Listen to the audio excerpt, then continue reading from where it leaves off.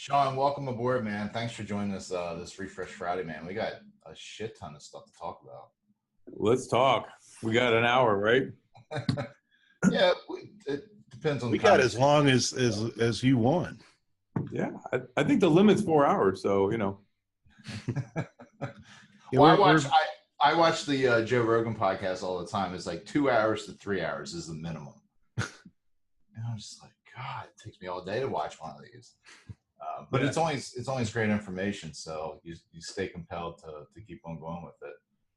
So, well, if you're in a dealership, man, I don't know how you make time for that kind of stuff because there's always something to do, right?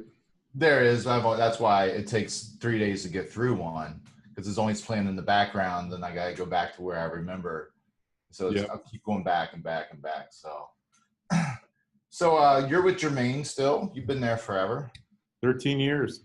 13. I thought it was longer than that, but that's still forever, and especially in the automotive industry.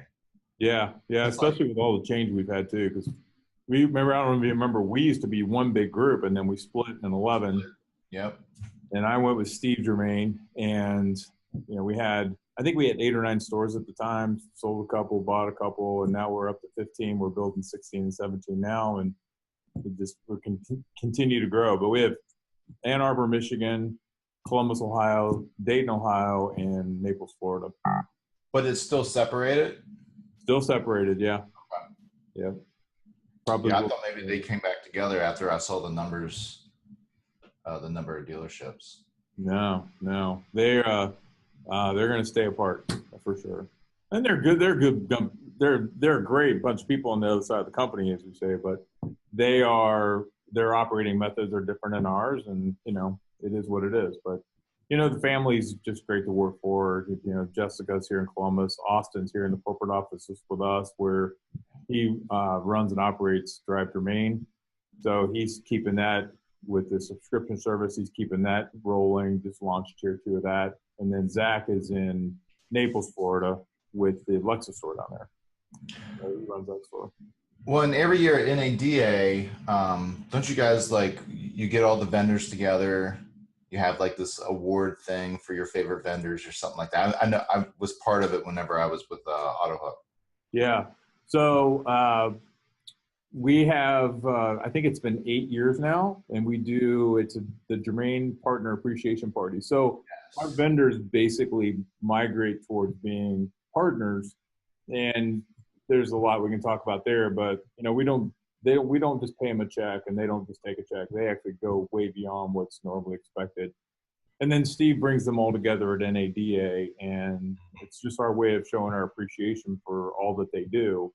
And then a couple years ago, we started recognizing a key vendor partner who has demonstrated industry standards above and beyond, loyalty beyond question, and service to everybody. So this last year, this past March, when we were at NADA, we honored Chip King from CallRevu.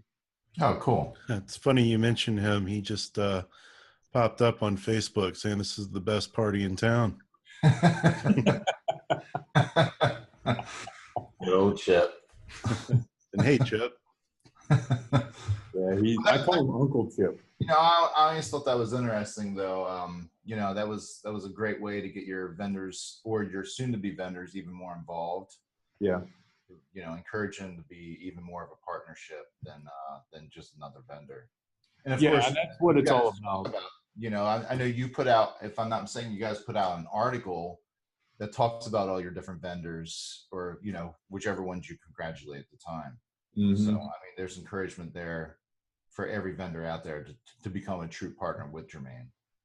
So. Yeah, and believe me, that's how we get stuff done. Honestly, if you got to constantly vet a vendor or put wave a check in front of them to get things done. That's really not a partnership. Partnership should be collaborative, and collaboration in the beginning is a little clunky, but after it gets rolling, it's easy. You're on a first name basis. Your kids are coming up.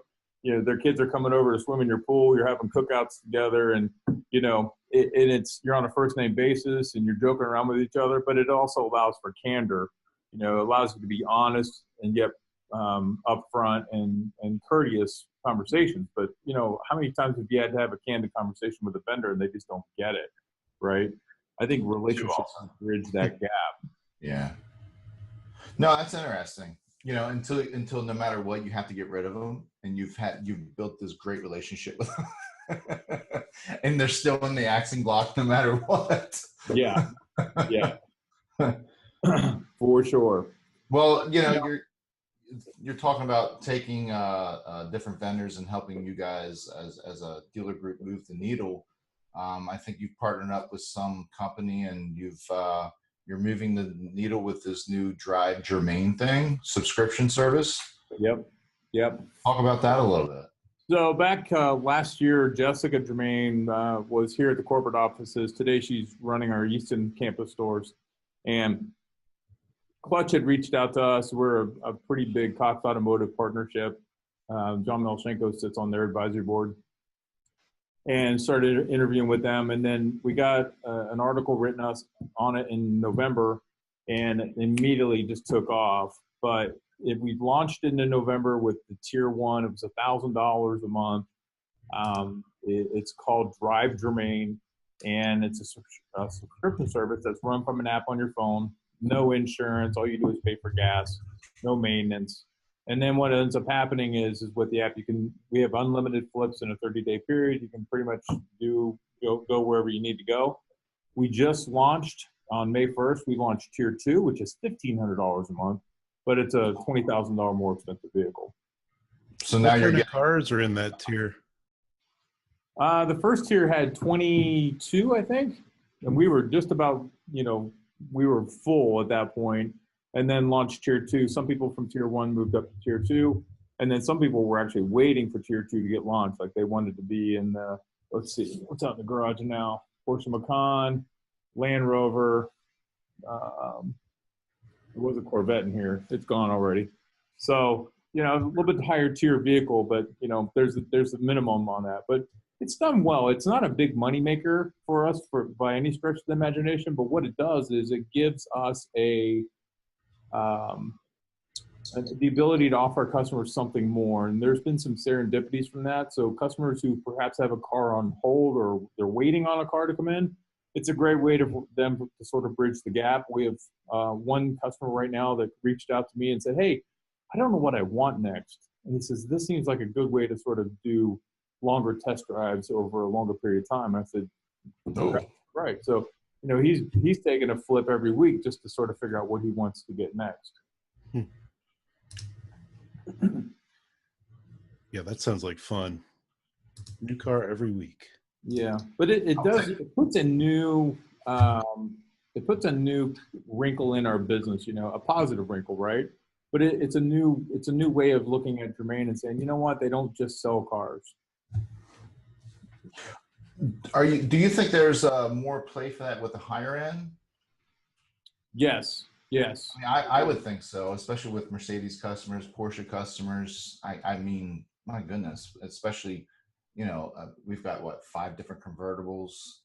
I'd be buying the top tier if I could afford it. Yeah. Well, I think that the tier business for the manufacturers is a little bit different. I think Porsche's runs $3,000. I think from what I heard, Clutch just landed the Mercedes-Benz account. So Mercedes is going to have a subscription service as well, and Clutch is going to be driving that. So oh, wow. I heard that yesterday, as a matter of fact. So, but the higher-end vehicles, yeah, if you're driving basically we'll call it an $80,000 vehicle from Mercedes-Benz, and one day it's an SUV and the next day it needs to be a convertible, this is the perfect program for you. I was just thinking that today. I'm like, man, I have a Porsche Cayenne, and I'm like, today would have been the day for a Boxster. That's the way I sort of think of like, I don't always need my Cayenne. I need something unpractical. No, it's the weather this year for sure. Yeah. Did we just talk over each other? Might be a little bit of a technical delay today. But anyways, it's been really good. It's been a learning experience too, because we haven't used, we don't have any traditional media spend anyways. We're completely out of traditional media 100% now. And we have been looking at different ways to come to market anyways. So we did it all through social media, advertorials, business journals, tech mag, things like that. So it's been a real eye-opening thing, because what we're trying to figure out is, what is consumer behavior going to tell us what we need to do? If we can figure out the consumer behavior part, we can get in front of that, and the consumer behavior will tell us how we need to react to the market and get the right message to the right person on the right device at the right time, right? So it's been real educational from that perspective. And let's face it, everyone's starting to hear about it, and they're like, that's kind of cool. I want to go check that out, right? Well, how are you tracking consumer behavior for that? Well, everything's tracked through Google Analytics. So we're looking at that. So we're looking at the geopsycho. Then you get the Facebook part of it too. So we're setting up that, where we can look into the audiences and see who's watching us and looking at us and things like that too. But nothing complicated. I mean, you don't have to go too deep on it. But we had an idea. We sort of divided the market into what I would call mosaics, based on income and geography mostly.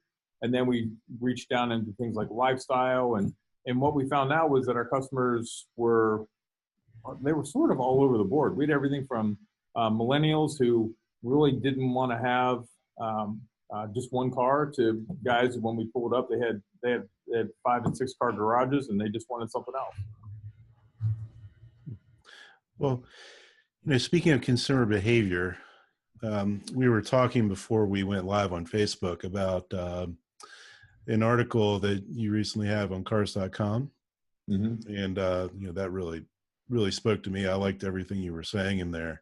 And there was one part that we've been having a little bit of debate over the past couple of Refresh Fridays. I believe Cliff Banks was the one who really started the debate. And you had a point in there too. But the article was talking about all the chatter in the industry about the outdated notion of coming into a dealership. And how do you feel about that? So there are some people who I respect, who have big operations and sell a lot of cars, and they're under the premise that customers aren't going to need to come to the dealership. Do I believe that there are circumstances for that? Most likely. I think they're a long way off. I personally, Jeff, you work in a Mercedes-Benz dealership. I think people like the fact of coming in and being treated exceptionally well.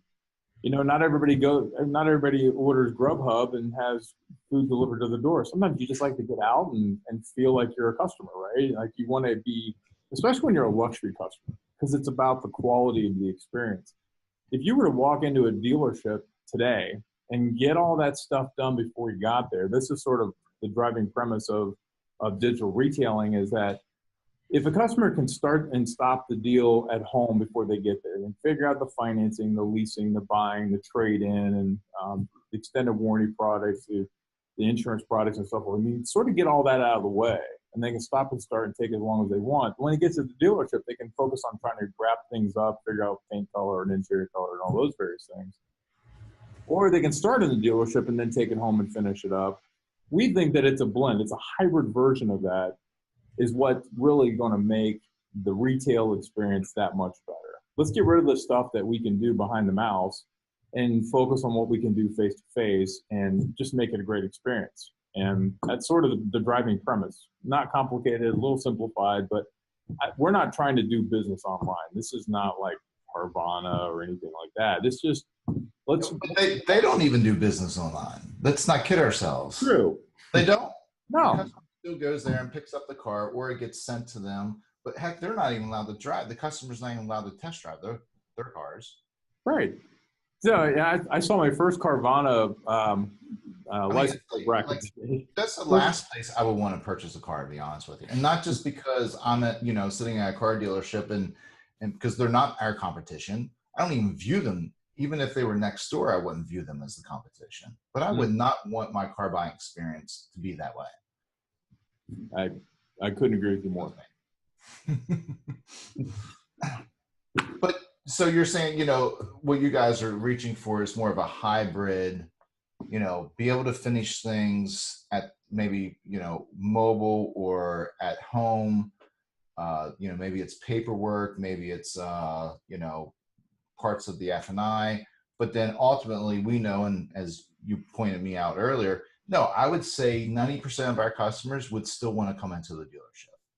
There's Yeah, no I doubt think about it. I think that speaks volumes about where we're at as an industry. I think you just want to be, you know, there's just some things. It's sort of like when you pick up the phone and you call someone and you get the phone tree.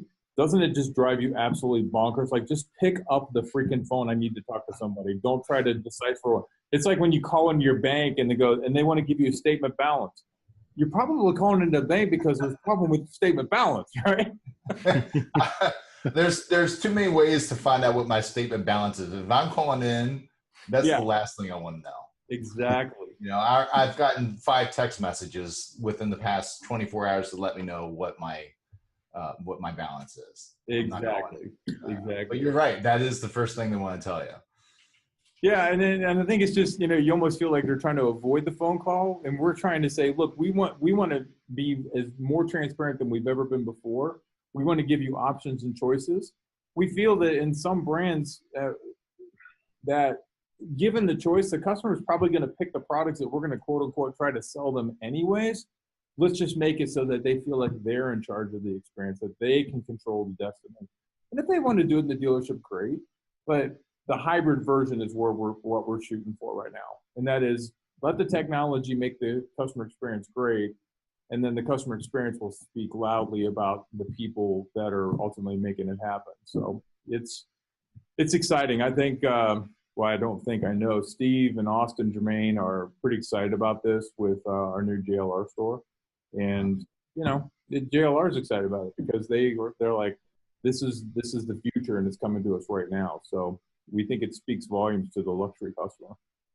So this whole digital retailing, what about your F&I department? I know whenever I was initially rolling this out across the group, the F&I department, they were the ones that were the most afraid. We won't be able to sell our products. We won't have good penetration, all those things. Are you getting the same backlash?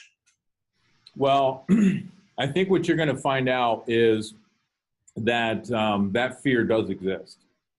And especially in volume brands like Toyota and Honda, where it's a competitive landscape, especially in Columbus, you know, Honda and Toyota just are very dominant brands here. It's we're 20 miles from the Honda plant in Marysville, Ohio.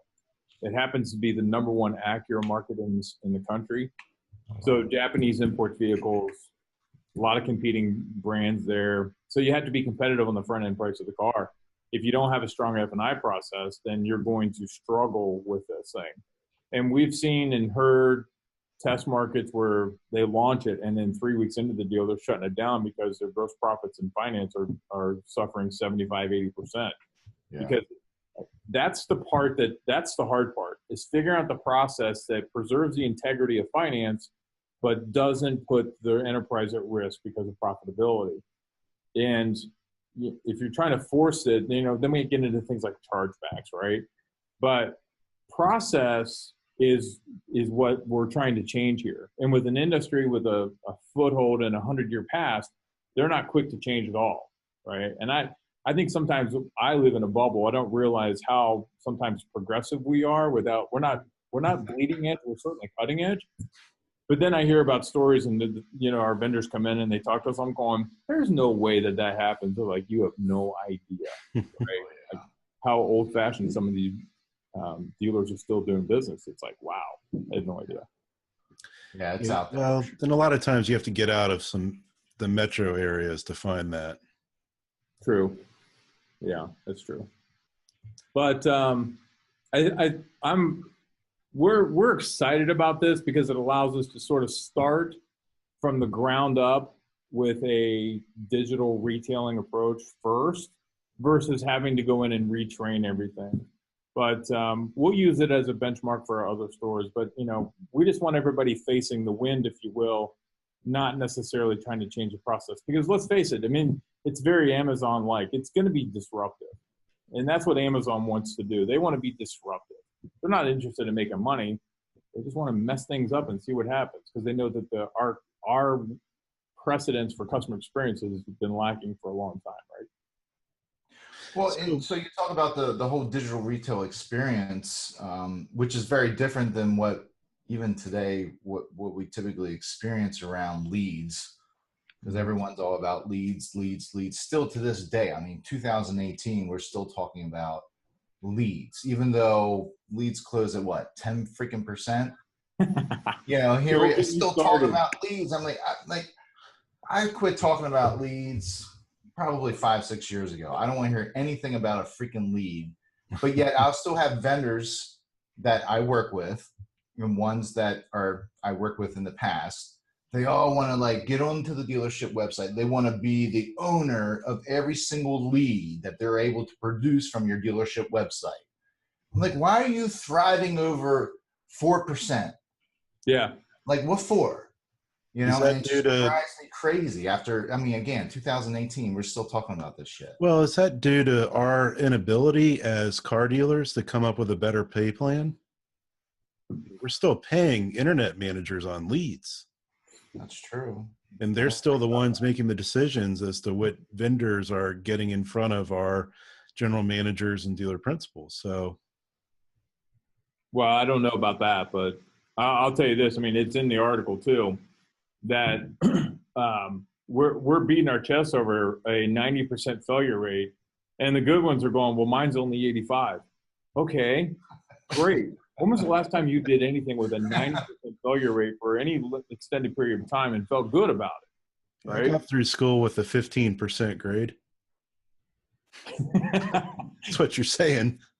Exactly. And it's like, all right, we need to get away from this. But I think it's also attributed, Jeff, to what you were sort of touching on, was that this last click attribution thing, you talk about, I stopped talking about leads too. I stopped talking about last click attribution 2 years ago. I'm going, I don't want to hear it.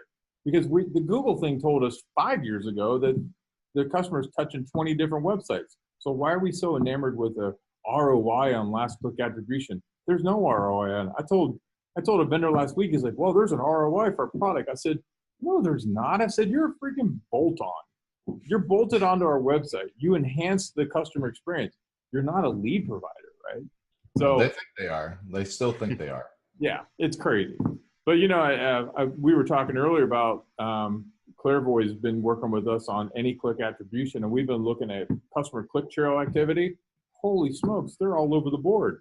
And Google Analytics confirms it. Some customers come in through or leave last click attribution wise, but there's paid search, there's direct, there's organic, there's cars.com, there's autotrader.com, there's a combination of all that. There's some of this and some of that and some of the others and none of the others. I mean, it's all over the board. I don't know how you put last click attribution and then going, well, there's an ROI for us. It's the most, there's other things we can be focusing on and not that. It's just a waste of time. What do you feel as if there is an answer to this, what would be the perfect mix? Looking at what you've known, looking at the attribution, yeah, is there a perfect mix between maybe traditional, digital, different channels within traditional and digital? Do you have a perfect mix? And you're like, all right, we need to be here, here, here, and here, because this is where we get the best ROI. Not last click, but as a whole. So, good question. First of all, and everybody, I was trying to give you, credit there, buddy. It's good. So, and I understand every market's different. Okay, I mean, we have 4 Honda stores in 4 different markets, and they're all different. Crazy things, and they're all Midwest or Florida, right? But you guys on the East Coast and West Coast, your consumer behavior is way different than probably Midwest. So I get that part of it. But to give you an example, is 7 years ago, we were spending $100,000 a month in traditional advertising, TV, a little bit of radio, whatever.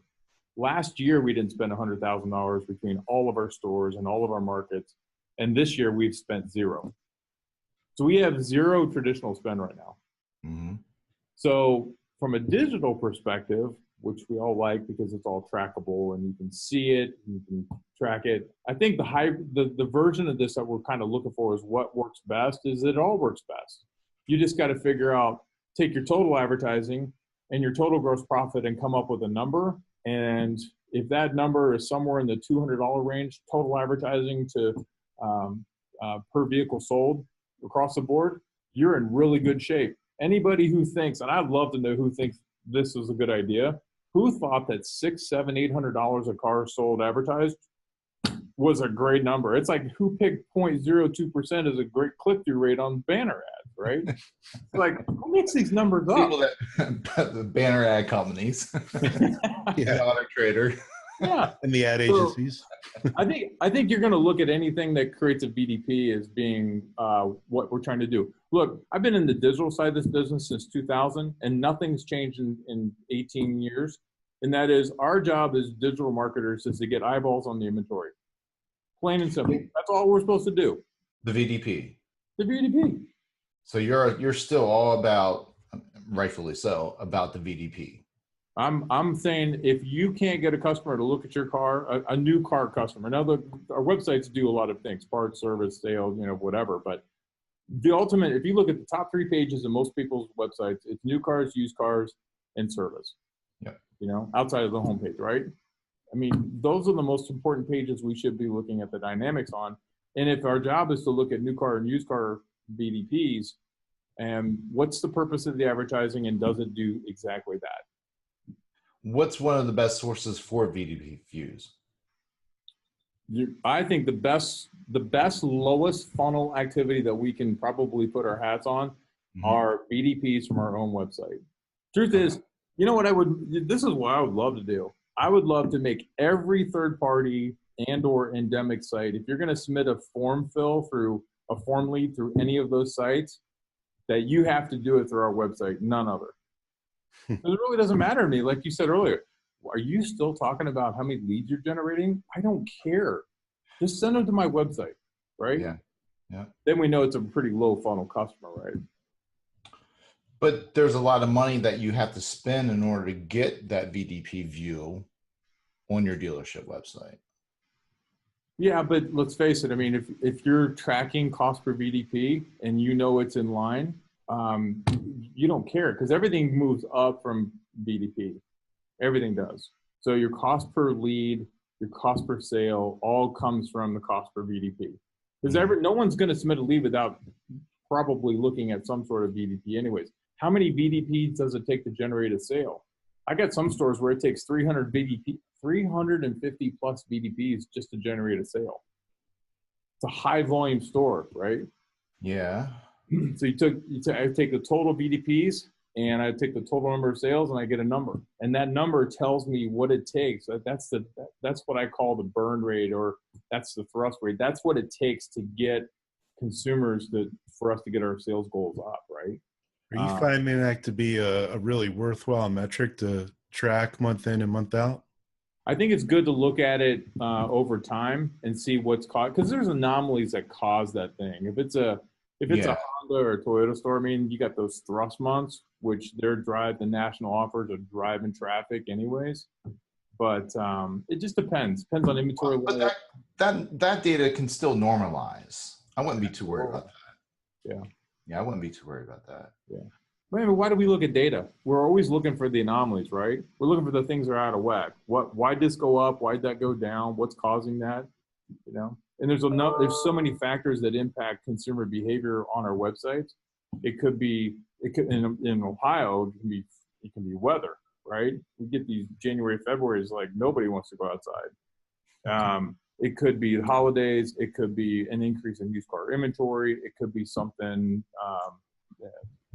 JD Power thing. They get an award and everybody wants the car. It's been long. There's so many different things, but you got to know that. You got to know what's going on in your operation. That's what's cool about it.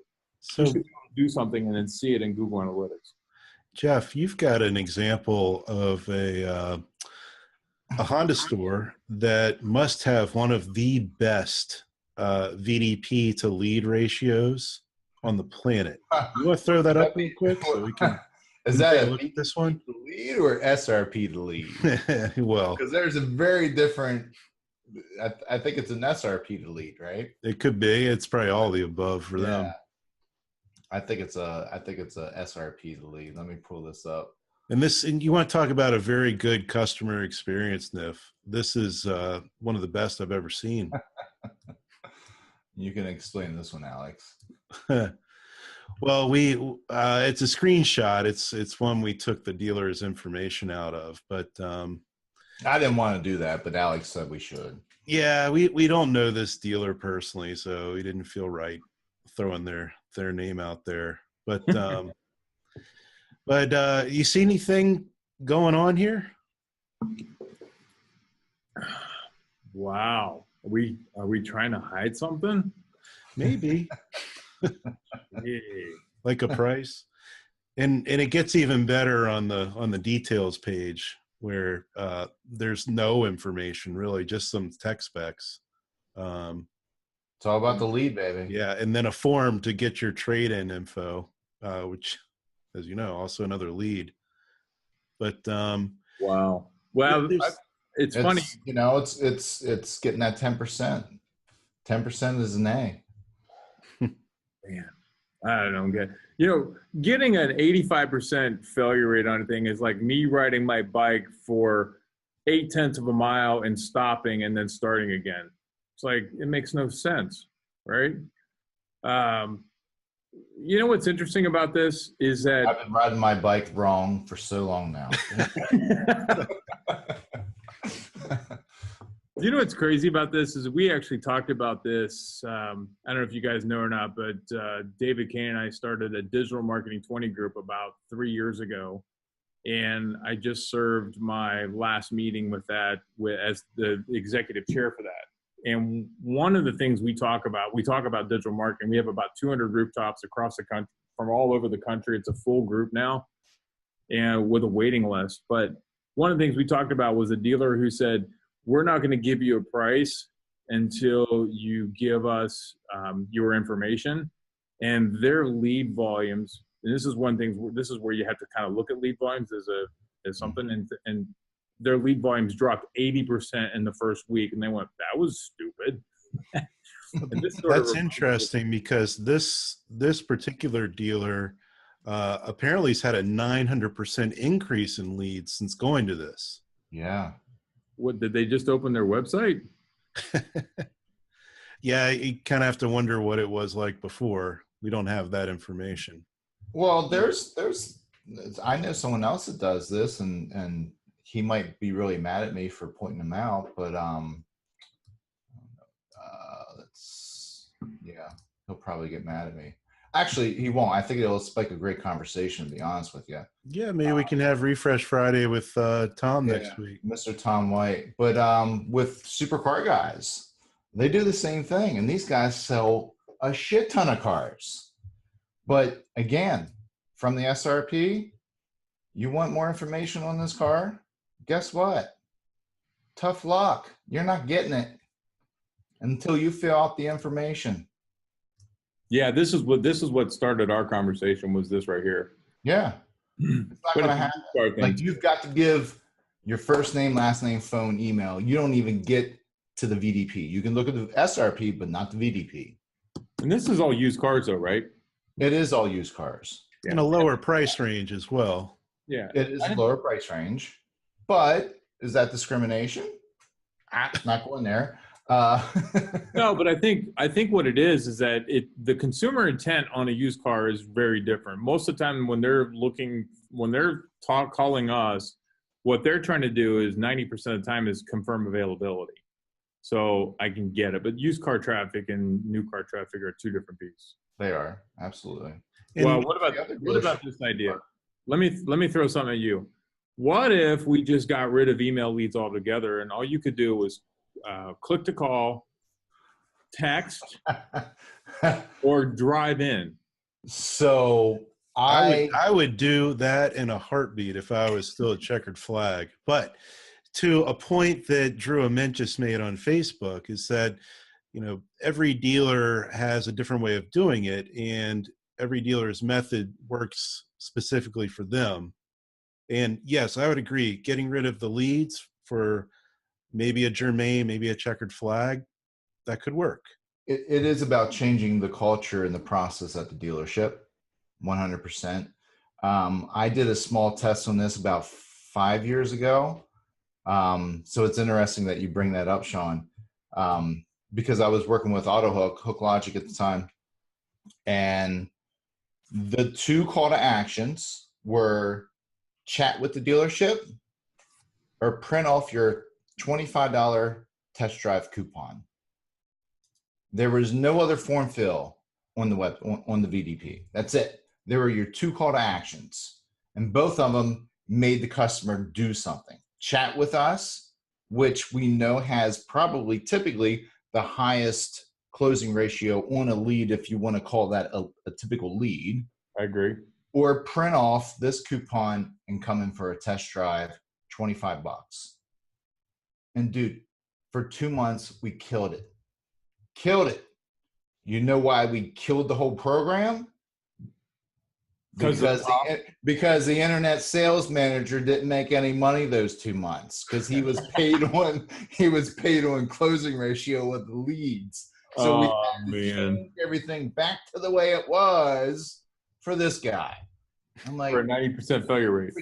Had they have continued down that path, where the hell would that dealership be now? Don't even want to talk about it. Move on. No, it's funny you say that, Jeff. We during Cash for Clunkers, going back a few years now, we were back then. Nobody priced their cars, especially new cars. Everything was MSRP. So we went out and wrote a little special script with a really nice CSV file and sent it up to dealer.com, and they dropped all the pricing down. We had a Cash for Clunkers rebate. We had all sorts of things in there. And man, we sold through, we were almost buried in the clunkers within 2 months. And we were running out of cars, and our competitors were way behind us on the number of those sales. So it just shows that you do these things and create a better customer experience, and don't try to push them through a lead funnel of some sort. And the customers will respond favorably to what you're doing. I think the last thing people want to do is fill out a damn form, even till today. And with the increase in mobile traffic, I mean, who's going to fill out a form on a mobile device, right? I mean, you might as well click the call and be done with it, right? Did you watch last week's, Shaun, with we had Nick Sabella with VR? No, I was traveling last week. I'm sorry, I missed it. That's right. Check that out. I mean, he's doing some really cool things on the showroom floor and on the dealership website. And it's not about conversion; it's about engagement. Mm-hmm. Can we engage a consumer with this VR?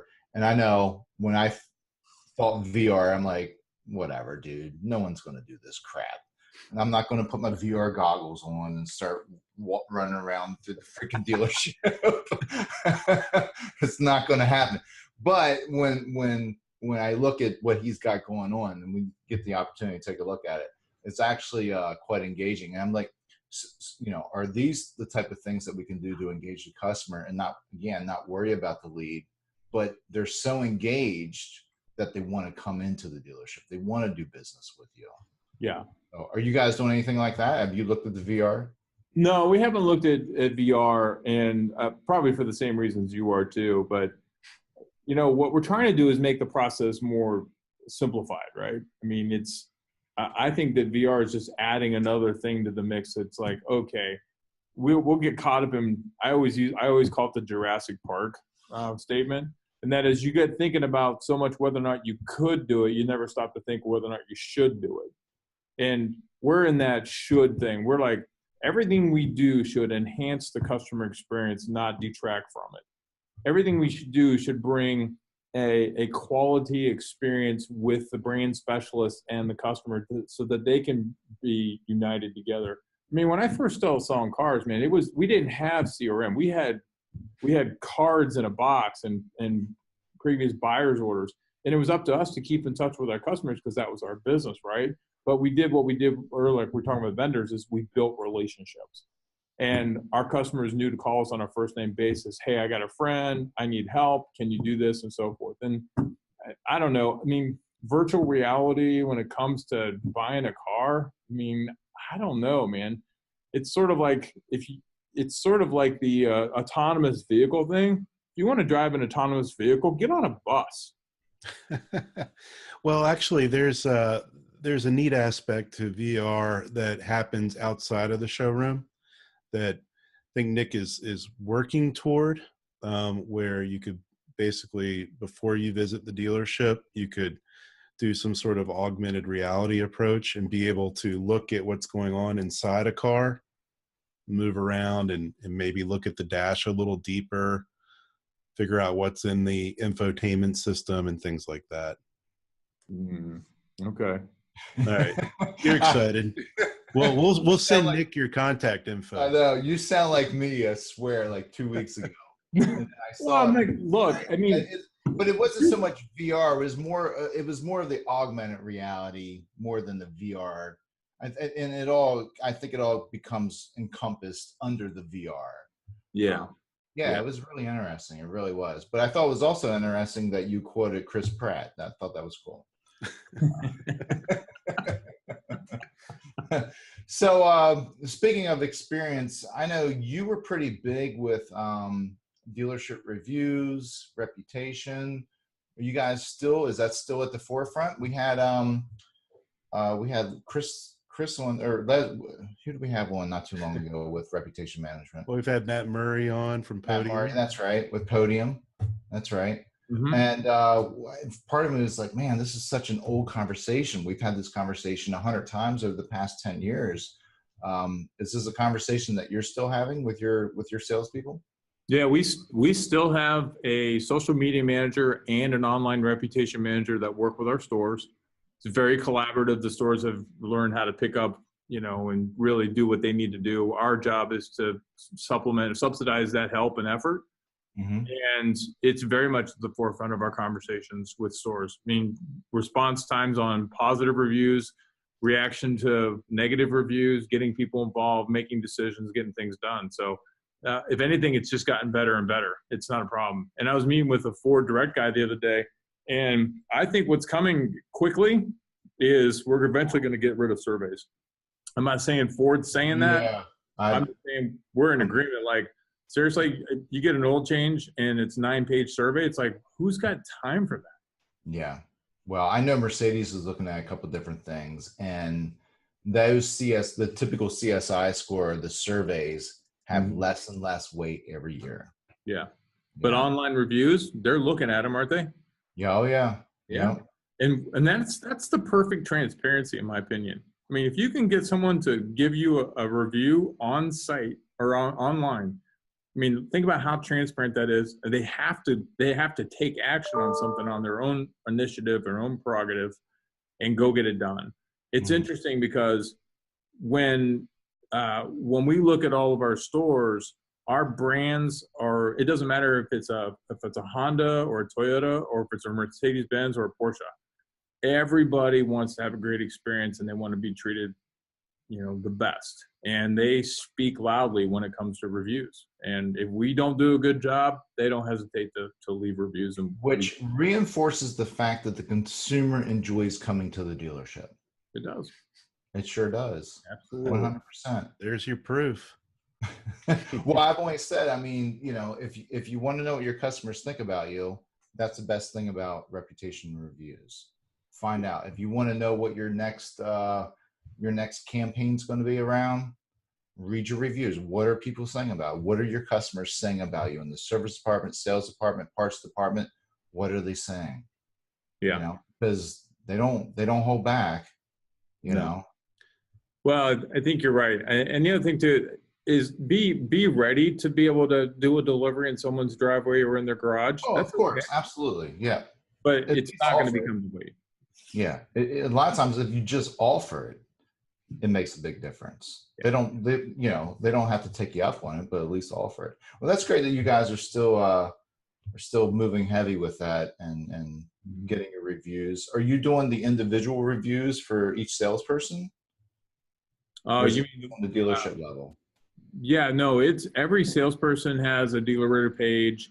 Okay. There's some stores who are doing much better than others, but for the most part, adapting to that, having the customer. That's what I loved about the DealerRater acquisition by Cars.com is it finally put DealerRater into the consideration set. That new connections piece where you go on to the VDP of Cars.com and you can actually choose which salesperson you want to work with. Exactly. Think about this. You probably didn't even think about DealerRater when it came to buying a car before. Now it's part of the buying process, right? So it went from being it basically like what we used to call an evidence manual. Remember those? Oh yeah, I had mine. You had the 3-ring binder in the corner of your desk, and when you were gone up at the desk, allow me to step away for the next 30 minutes to work your deal. Meanwhile, look through my evidence manual. So it went from being an evidence manual, if you will, to now it's part of the consideration set. I think Alex getting that deal done was brilliant. I mean, it's smart. And now that they're getting it syndicated with Google again, I'm even happier. Oh yeah. Yeah. That was a good announcement as well. Jeez. Yeah. I mean, we sit here and we say things haven't changed in 15 years, but as we're sitting here having this conversation, they sort of have. I mean, maybe the basis hasn't changed, but the way we use the technology, the way we get that information in front of the customers, it definitely has changed. Well, it's still a people business. That's the whole thing. I don't know that will ever change. When cars become mundane and just boring and they all look the same, then maybe it will. Right. Right. As long as the day when we're not emotional about buying cars is the day it will not be a people business. Yeah. Well, think about this too. The technology, when all this technology started becoming available, wasn't it supposed to make our life easier? Your life isn't easier? It certainly has become fuller, let's just say that. Yeah, way more complicated. Exactly. So I just finished a book called 1 Second Ahead. And it's a good book as a reminder to what we call mindfulness and just keeping an eye on the things that are really, truly important in your day. But, how many of us actually take 1 second to think about what we're going to say, how we're going to react to a situation? Reaction and response are not the same thing. Reaction requires emotion, response requires thought. How many of us actually respond to something? How many of us have told our kids never get into an argument? I don't know. I would say Jeff's a lot better at that than I am. I have taken up meditation, and meditation teaches you to respond, not to react. Exactly. Always respond. Do not react. But reactions are so much more fun. Yeah, but reaction gets you into trouble. It does. You leave dead bodies in the way all too. The time. Just get on Facebook. That's 4 reactions. I've raised 2 teenagers, and one of them was a girl, and I can tell you we've had that conversation 100 times. Oh yeah, reacting to situations, But it was a great book just to sort of keep in mind that we don't need to jump at. We don't need to be like Pavlov's rats and respond to the bell when the phone goes off. Learning to turn the phone off, learning to turn the computer off, learning just my wife and I, every once in a while, we'll just have a date night on the back porch, and it's comforting because there's no technology involved. It's just she and I talking. And I think we got to get back to that sort of thing, because that's what we're talking about here with the customer experience, right? Same kind of thing. Yeah. So that lead came in. I'll get to that tomorrow. I hear what you're saying. So we always want to have some takeaways for dealerships, but from what I'm hearing from you, the biggest and best takeaway from this is don't react. Take time to respond. Look at your analytics, look at your data, don't make rash judgments. Sit back, take a moment, and figure out what we're going to do next. Yeah. Are we talking to car dealers here? Well, yeah. I'm trying to. That's the whole point. Shaun, we've got some off the cuff questions for you, man. Oh boy, we do this all the time, but I think we kept it pretty easy on you since you're a dealer guy. Alex always has some generic questions like that he likes to throw out, but I've got a few other ones for you. So, Alex, shoot away, man. Well, what year did you start selling cars? 1993. I sold. I started at Reichert Automotive and sold retail cars, and then I moved into commercial sales. Then I did that for 4 or 5 years, and then I left the business completely, and then came back in 2000 into the digital space where I worked for another automotive group before I came here. What did you do in between? I was a recruiter. For the military? Well, I hear, sorry, I'm from a Navy town. I hear recruiter. My first thought is Navy. But No. sorry. Professional recruiter. Talk about reacting. What in 1993? What were you driving? Let's see. I was driving a Mitsubishi Eclipse coupe, 5-door, 3-door. Turbo? That was a cool car. Turbo or Turbo 2? No, I didn't have the turbo, but I did have the flip-up headlights. Oh, nice. Yeah. You got to have flip-up headlights back there. Yeah, you got to. It looks like Terry's on here saying they bought a car from you at Reichert. Wow. Is that Terry Shabesta? That is. He was one of my fleet customers when I was in commercial sales. That's how long I've known him. I just had lunch with him the other day. We've known each other for a long time, and that was back in the 90s for sure. He's the guy with he's the gentleman with Drive It Now, right? Yes. Yeah. Yeah. He's doing some cool stuff. He's got some good technology. Yes, he does. Yeah. So what are you currently driving? Porsche Cayenne diesel. Yeah, you said that. Diesel. Yeah. Is it really? Yeah. Love it. Best car I've ever owned. How far can you go on a tank in the Cayenne diesel? 800 miles. Jeez, all right. What's the torque on that thing? I don't know. It pulls 7,000 pounds and gets 30 miles a gallon. Not pulling 7,000 pounds, but it does get 30 miles a gallon. So That's enough to tow the GT3. Yeah. Or the Boxer. All right, one last question. Dennis Morton or Hannah Marie Corbin? I do most of my rides with Dennis Morton. Yeah, he's a strong dude on Peloton. He is.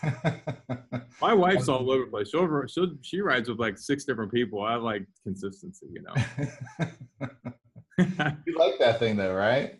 I'm going to have my 100th ride in tomorrow, so I'm excited. Wow. But it got me through the winter, and now I'm out riding in the road, and I can't believe the difference in my spring rides now because I've been riding that thing. And what do you ride? My road bike? Yeah, of course. Yeah, I have a Trek Madone. So I've been doing that for about 10 years. And Madone what? Madone. Trek Madone. Madone. 3.1. Oh, no. 5.2. I think it's 5.0. I think it's 5.0. So. I have an older 5.7. It was the last year that the full carbon frame was made in the United States. Oh, no kidding. Mine's an American bike too, so we'll have to compare notes on that. Mine's an 05. I bought it in 08 with 300 miles on it, so it's been a great bike. Are you on the same gears? Mm-hmm. Wow. Yeah. Excellent. Well, Shaun, we really appreciate it. This was great. It was fun. Thank you for having me on. Appreciate Great it. seeing you, man. Great catching up. Appreciate it. So, it's been too long. Agreed. Well, let's do it again. I know you're part of the community, but if anyone else is watching this and they're not part of the Dealer Refresh community, Shaun, you poke your head in there every now and then. We'd love to have you more often. But understand you're too busy riding that bike. I'll tell you, man, we work hard. Everybody in the digital landscape is working a lot of hours, man. It's constant. It's always coming at you. So sometimes, you just don't have time to sit back and have a great conversation like this because you're out there serving the stores, and we got a bunch of them to serve. So, well, we appreciate you having the great conversation with us. That's for sure. So jump in the forums. If you missed this in its entirety, jump over onto YouTube. We've got our channel over there as well. And we'll be back here next week at 1 o'clock on Friday.